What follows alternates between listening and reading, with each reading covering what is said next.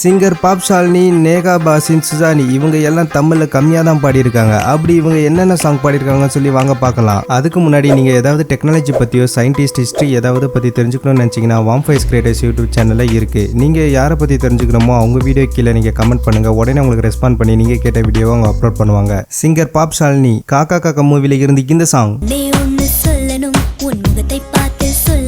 M Kumaran son of Mahalakshmi மூவில இருந்து இந்த சாங், சிங்கர் நேகா பாஷின் பில்லா மூவில இருந்து இந்த சாங், இந்திராஜித் மூவில இருந்து இந்த சாங், வாகை சுடவா மூவில இருந்து இந்த சாங், சத்தம் போடாதே மூவில இருந்து இந்த சாங், சிங்கர் சுசானி டி மில்லோ வெப்ப மூவில இருந்து